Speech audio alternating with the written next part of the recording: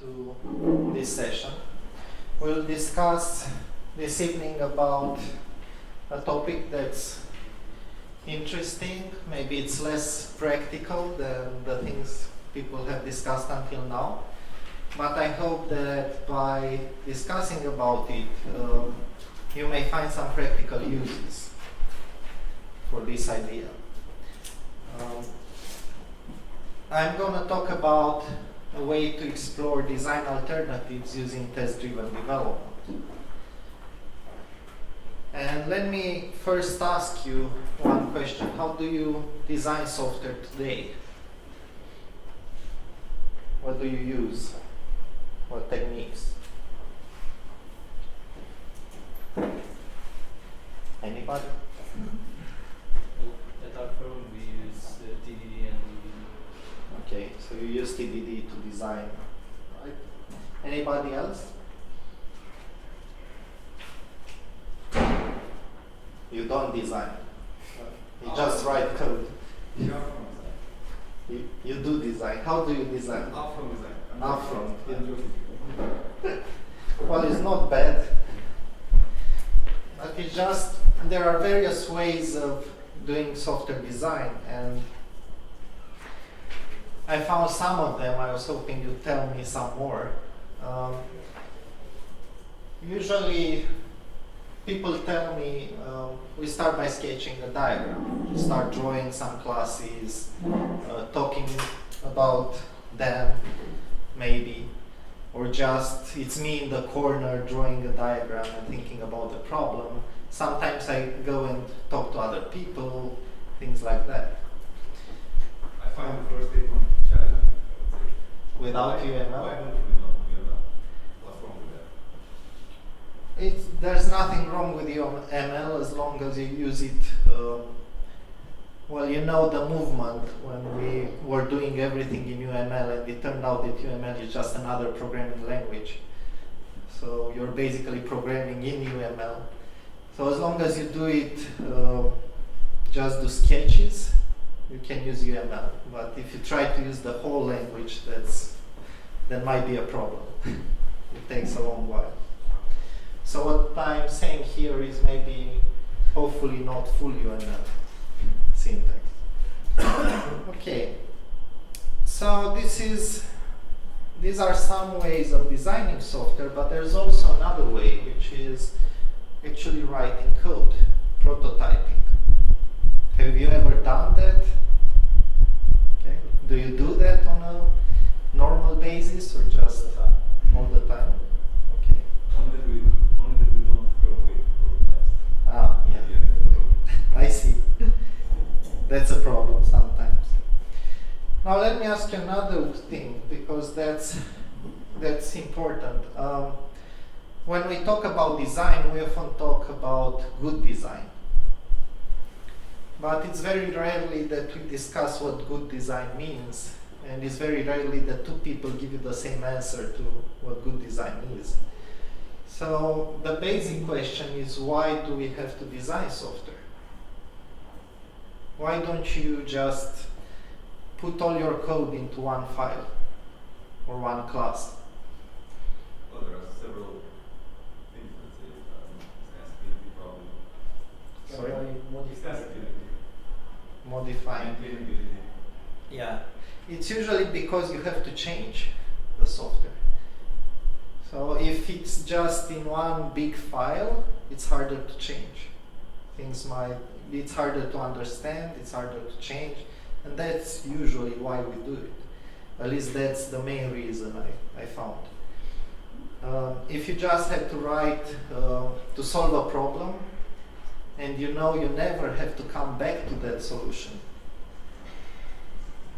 and it works from the first time, then probably you don't have to design much. You can write just one file filled with the whole code. So now, if we got there, I'm going to ask another even more difficult question, which is, what is design? So what's design for you? Set of decisions.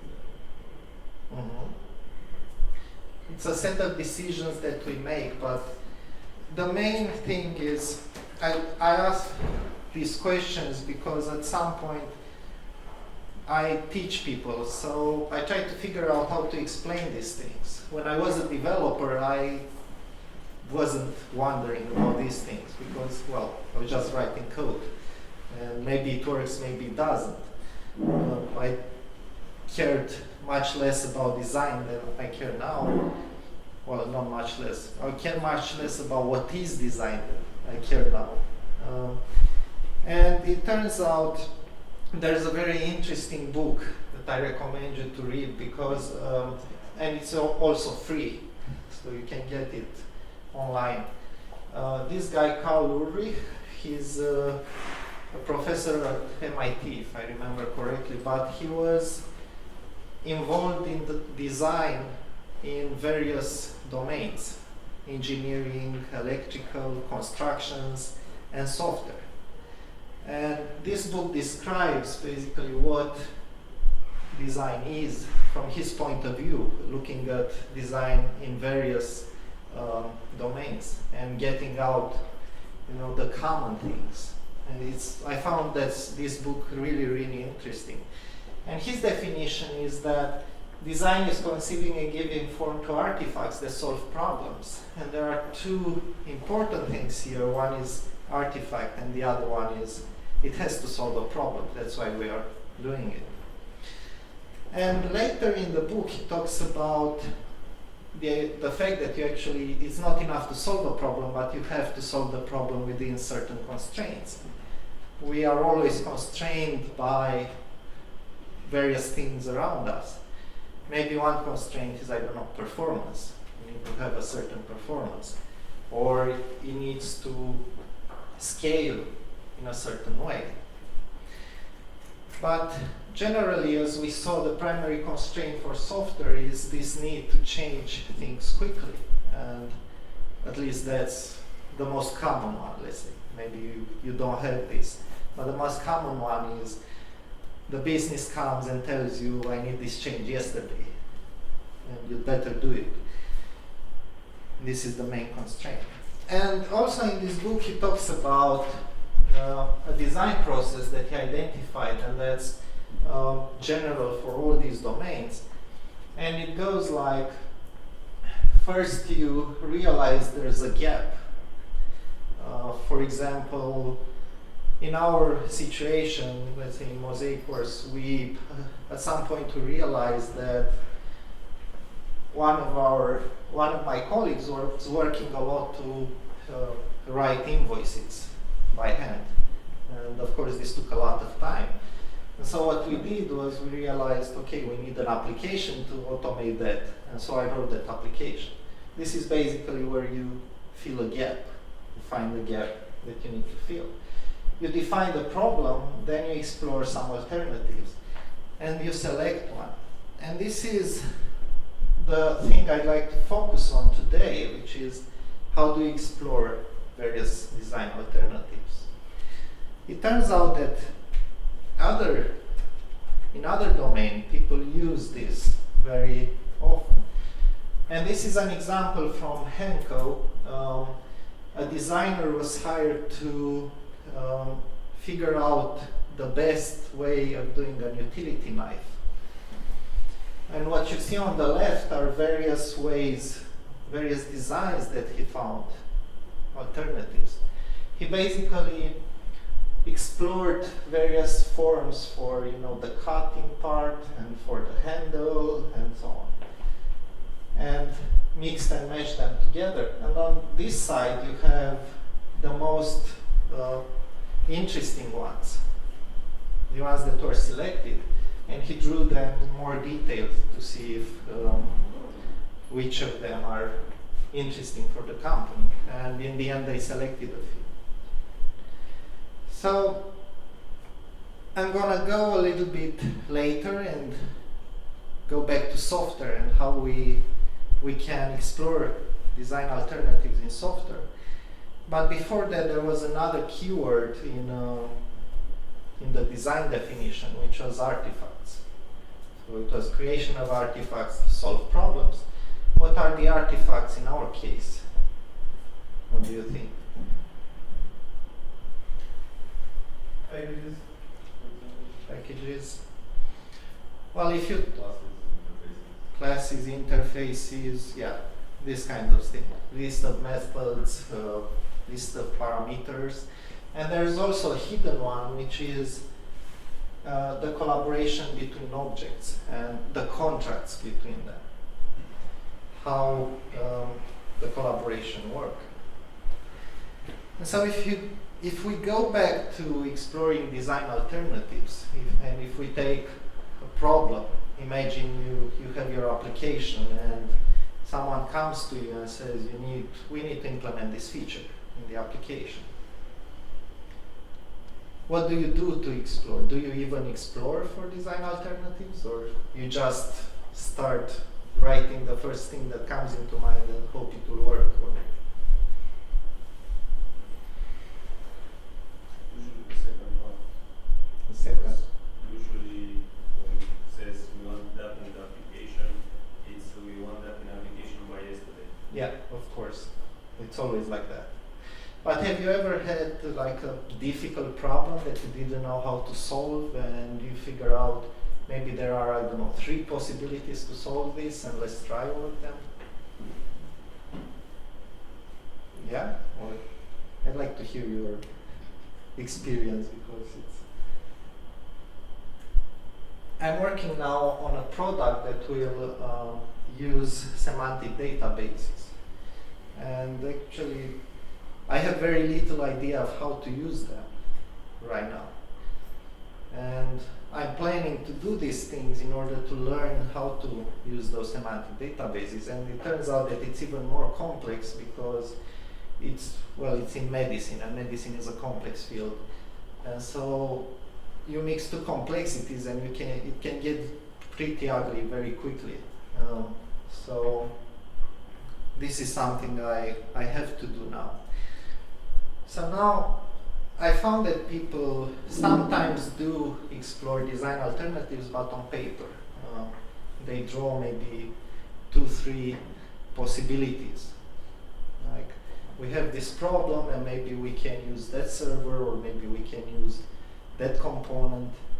This is one of the simple choices, well, not simple, but usual choices. Should we use that component, or should we write something from scratch?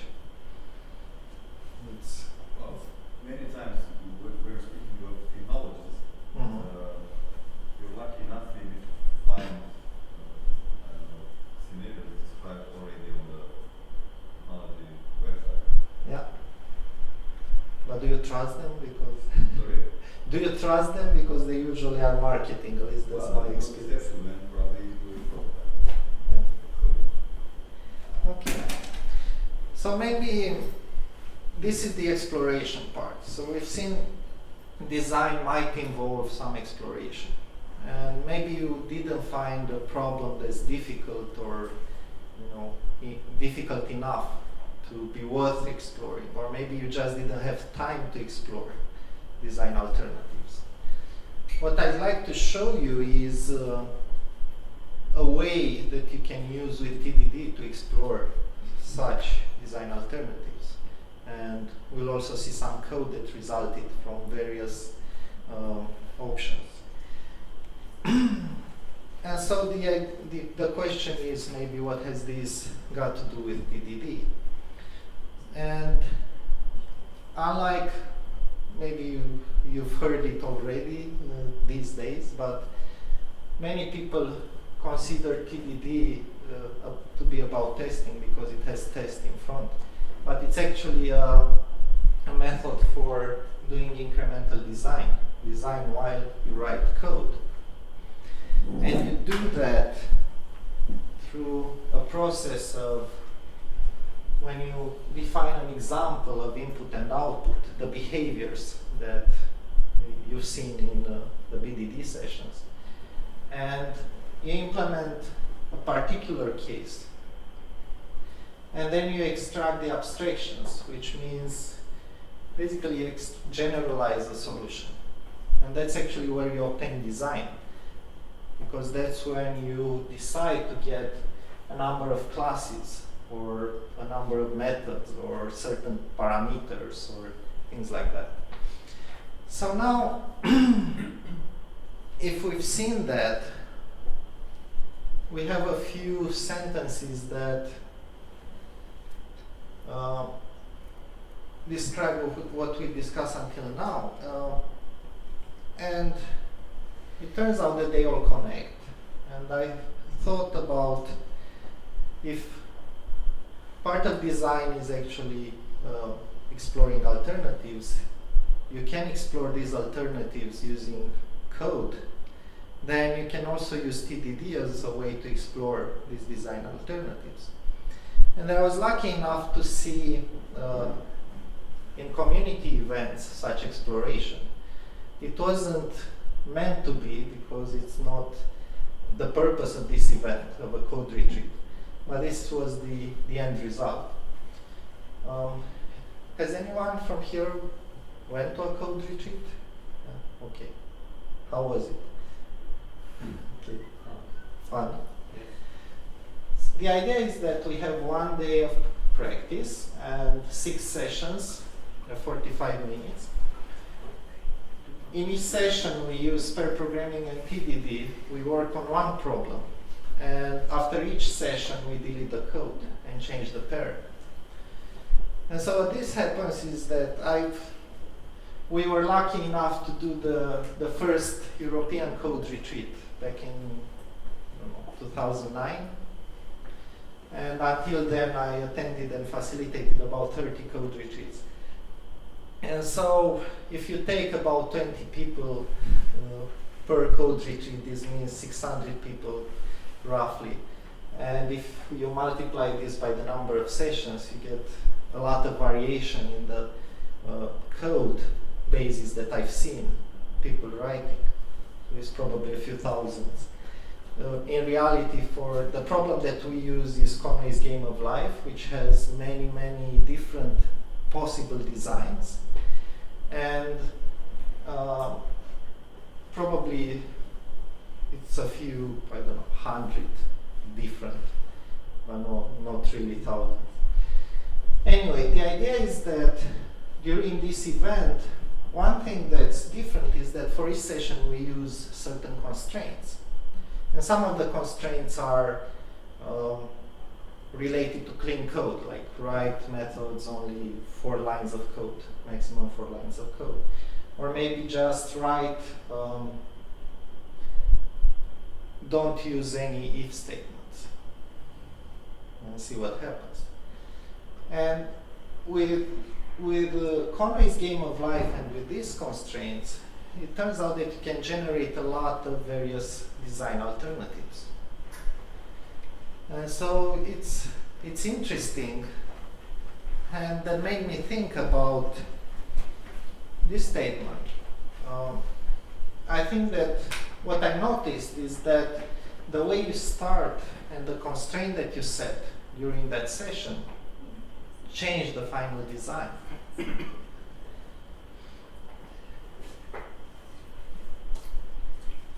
So let's just start with the first one. How you start the first test that you write will actually be very important for your design. And by how you start, I mean, let's just take the number of things that you start with in your design. And I will just show you a few samples of code that I've written. Let's see which one is that.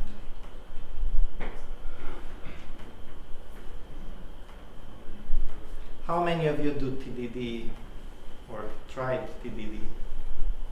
Okay. Well, let me ask you this. This is a first test for a tic-tac-toe game. Okay, it's the tic-tac-toe kata. Oops. I have to change the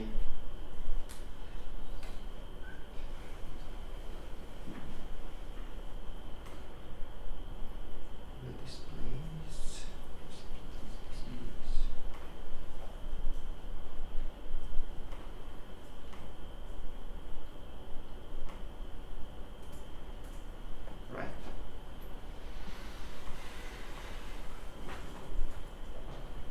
How many of you would write the first test like that?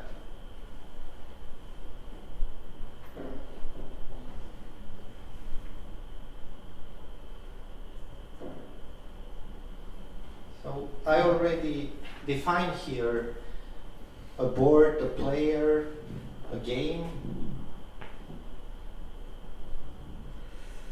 a token, because you have the token X, token O. You have a player that has a name and a token. And in the end, this is just a simple test that says on a 1x1 board, X moves and wins. It's just the first very, very simple test. But as you see here, I already have board, player, token, game. Oh, I also have a location. So it's like 5 classes that I already started. And I see many people, especially in code retreats, many people start with a lot of classes first. And it's the same for this type of code. Now this is not necessarily bad. It's bad if you are just learning TDD. If you just start learning TDD, this is one of the bad things to do. But if you have experience, I've seen many people starting like that, people with experience. And obviously, if you start like that, you already have a few decisions in place. So you know you'll have 5 classes, and my guess is these are all the classes that you need. It's nothing much, maybe another class. But what if we vary the number of entities? If we take fewer decisions,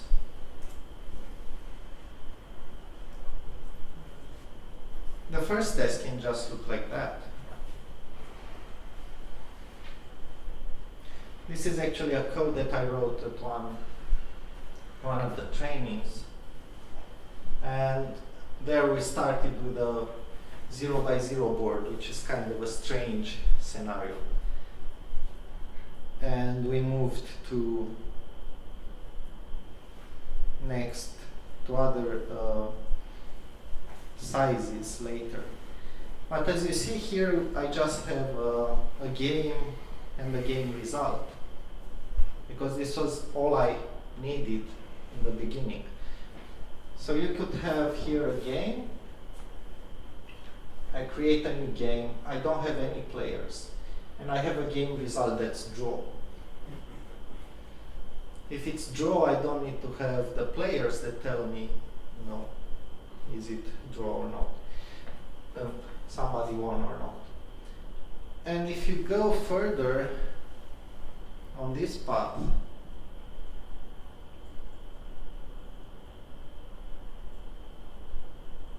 it will take you quite a while before introducing another class. So we went for 10 tests without introducing any other class. And this is interesting because if you start like that, what will happen is you add incrementally the things that you need. And maybe at some point you realize, okay, wait, I don't need all the classes that I thought I would need.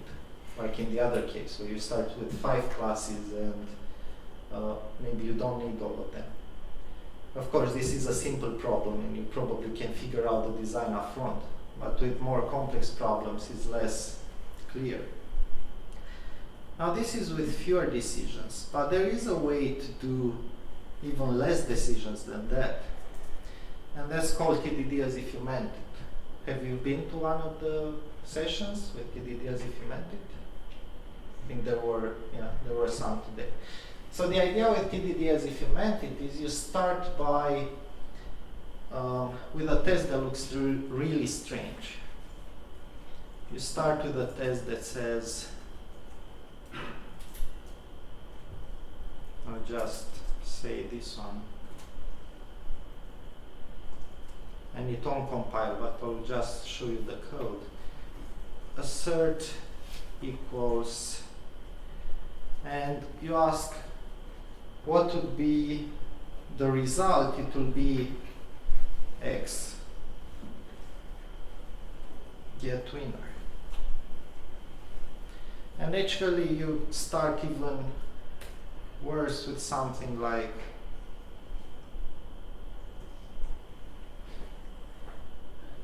it's really a very strange way of doing it. But you write a first test that fails, and then what you do is you look at this and you ask, what is X? Well, X is, to make this pass, you need to do it like that. And then you ask, what is the first X? Well, the first X is the result that I'm expecting, which is game result. So I would extract this maybe in a local variable that says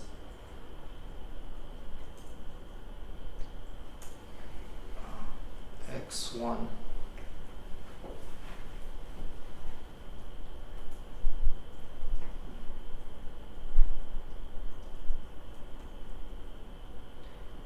and you have here x1, and the second one, what is the second one? Where this represents the game result.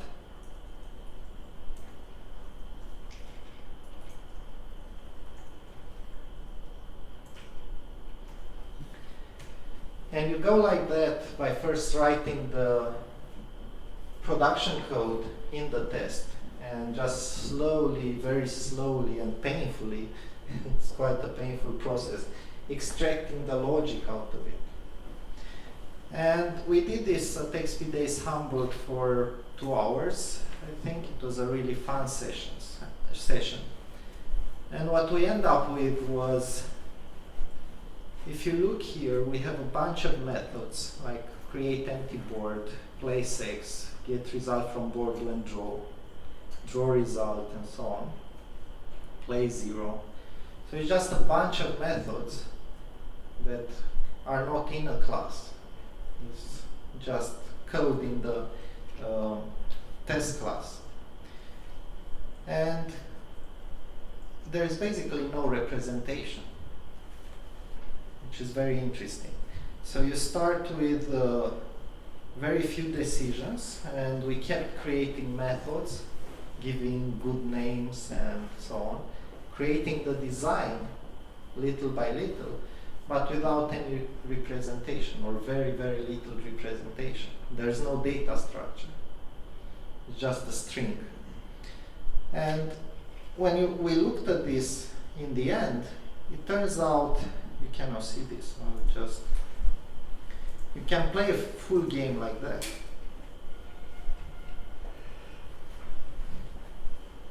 Determine result is basically a chain of method calls that would play a complete game of tic-tac-toe.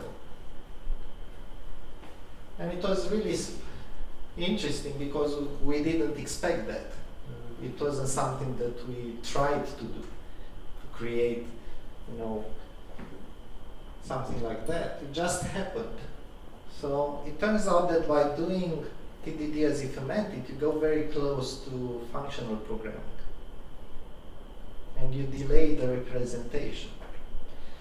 Now, why is this interesting? Because like we said before, software design, we do software design because software needs to change. But software doesn't change in all places at the same speed. That's one of the important things. Different things, different classes, different parts change at different speeds. So if you want a design that allows you to change the representation very easily, the data structure that you use, maybe TDD as if you meant it is a way to go there. Okay. So this is an interesting conclusion. Now, I haven't run this on many problems, so I cannot say it will work every time. But it's just a way that you can add some constraints and then move slowly towards a design and figure out, is this design good for me in this context? it's also a good way of learning things about design. So this was just the idea of varying the first test that we write. If you start with TDD as if you meant it, you have 0 entities. You just have the test. As you saw, the first test looks really silly. It's just a set equals x and x, something like that. It looks really, really strange. You start with basically 0 entities. You have no method calls, you have no local variables, you have no nothing, no classes. And you just evolve them little by little. Now, if you know the problem domain, then probably you can start with many classes before. And if you are a good designer, you can start with many classes before. But if not, this is a way to get to a point where you can easily change the data representation. Now, I don't have examples for that, but a common constraint in teams in general is whenever you do TDD, we must have a certain class. Maybe because the architect says, right? We must have the controller class or something. You cannot modify a certain class. This happens. Maybe it's not everyone is afraid of modifying it, so you won't go into it unless you spend a lot of time figuring out what it does. So in these situations, that's the relation between architecture and design, because you always start from some skeleton that needs to work. And in those cases, you probably need to write the tests so that you use those classes, and you start from the existing classes and build upon them.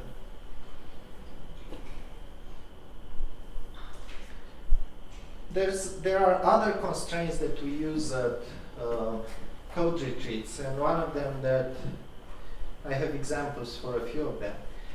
There's one called pure functions, and the idea with pure functions is you only use static methods to see where the design takes you. And it was really fun. I've done it today, an example with that. It's again tic-tac-toe, it's a very simple problem, but you will see that it's a very different solution. So basically, if I start just with static methods, I have things like create, play. Everything is static here. And if you look in the code, I just wrote, I don't know, a few tests. 1, 2, 3, 5 tests. It works by magic, because you have to call board create, you have to call game create, things like that, and then it will just pick up the only instance, well, there's no instance, the only static thing that you have there is basically one instance of everything. And a few things happened that were interesting. If you look at the implementation, it's very, very simple. It's 1 or 2 lines of code in each class. Well, the exceptions don't count. I'll come back to this class because that's the interesting one. Player has nothing yet, will probably have something. But here you have just really very simple code. All the complexity has moved into one place, which is locations. And it turns out that I had to create here a complex data structure. Because I didn't want to use any objects, I didn't want to have a class that says something like location and that I can use maybe in a dictionary or in a list and say location is occupied or location is not occupied. And so I had to figure out a way how to do that with only static stuff. And the way I found was a dictionary of an integer, which is a line, the line number. And that integer is the key. The value is another dictionary, which has an integer, the column, and the boolean that says true or false. So it turns out that using this method, I ended up with a completely different design, which moves. Remember, with TDD as if you meant it, we had no representation. Now we have a representation in a very complex data structure, but the code is really simple. Now I found one catch with that. It's really brittle. So when I tried to introduce this data structure, I spent like 45 minutes figuring out why half of my tests failed. It was really, really difficult because everything being static, everything is very close connected. So if you miss something in one spot, everything will fail, and you don't know why. So maybe it's not a very good method for design, right? But what I found is that it pushed me towards this thing. This is what I found interesting. And I remember one of the design principles that I learned a long time ago was use very stupid code and very smart data structures. And this is kind of the direction it pushes me to, but it's still not clear whether it's a good design. I don't believe it is for this problem, because everything will fail if I miss something. Now, another one that I did, and it was really fun, I just wrote one test, but it's already interesting, was how about I'm not allowed to call any method, and I have to use events.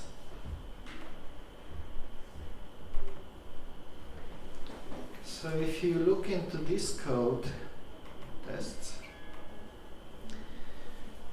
what I did is I created already I had to create a message dispatcher and register to that dispatcher the game and the test itself, because I'm not allowed to call a method to ask for the winner. So now I'm sending a message saying, please move at this location, and then there's some scaffolding here that says, if I receive a message winner, then just store the winner, and then I assert that the winner is X. And in this situation, it's a completely different design. You have what you would usually do through dependency injection. I mean, having maybe a board that you pass into the game. In this case, they will be completely separate. You would have a board class that doesn't know about the game. You would have a game class that doesn't know about the board, but everybody knows about the message dispatcher. And I think it's an interesting way if you want to have, for example, the game class run in its own process, and the board class run its own process, and so on. It pushes you towards a very parallel solution. And it's just because I started from this constraint of I just want to use events. I don't want to call methods. So it turns out that using these constraints, I ended up with, I don't know, 4 or 5 different designs, which is interesting. And then, if you remember, the next step in the design process is evaluating this design and figuring out which is the best for my context. Right? So maybe only one or two of these will actually be right for the problem I'm trying to solve.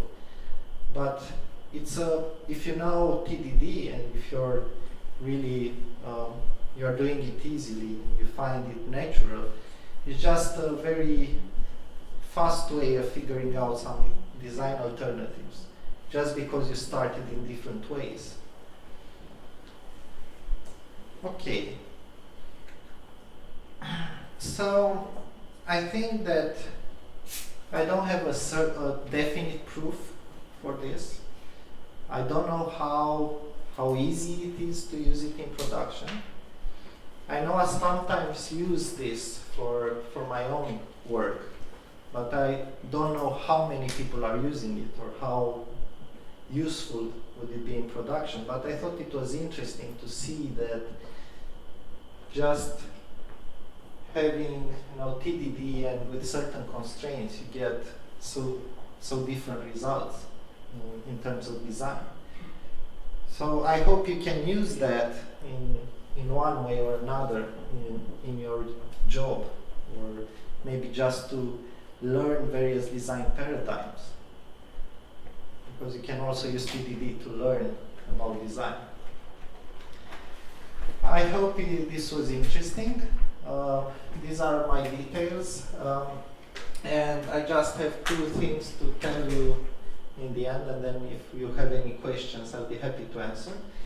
If you want to remote pair with me, I'm doing a remote pair programming tour, so it's been over, I think, 2 years I'm doing it, but not many people know about it. And the other one, if you are from Bucharest, we have Code and Beer sessions every next Tuesday at 7 in the Old Town. So you just come there. If you want to write code, you write code. If you want to drink beer, you drink beer. If you want to do both, that's perfect. If you just want to talk, it's okay. And we have a lot of interesting conversations there. So thank you. Any questions now? Or comments? Or feelings? You said that it's good to start from one class and make the test for it, and then evaluate and find the second class. Isn't it possible to make, I don't know, to create 10 tests for the first class and realize after that your class wasn't good because it doesn't fit to any other classes that should work after? I mean, for me, for example, if I have a problem, I might divide the problem into 4 or 5 business objects that I know somehow how they interact, and it's easier for me to start from scratch with each of them and grow in business incrementally. So I'm not saying it's better to start with one class. I just said it's better to start with one class when you are learning TDD. Because you might find out that the design evolves in an unexpected way and you learn new things if you just start with. But this is about learning, it's not about production. Okay. But if you talk about production, of course you have to work within some constraints, and of course you know some things about the system. And it would be silly not to use the things that you know. Because yesterday when we were doing the bowling game, I started to do only one class, was the bowling game, and I went on the wrong path because I didn't think the other objects like frame, rolls. Okay. And well, I think that I've done that problem, and actually the key there is to go in small steps and to refactor. So maybe usually what you describe is a matter of not knowing how to refactor. What I would advise you to try and refactor more. That's the usual thing I see. Maybe it's not your case. But anybody else? Or any other questions?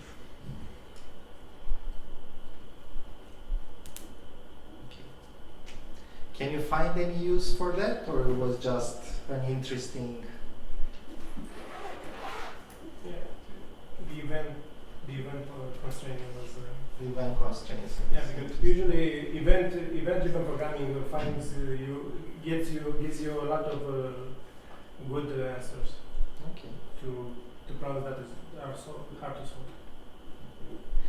Well, thank you. I hope you find this useful, and I hope this conference was interesting for you. And we'll talk some more later. Okay.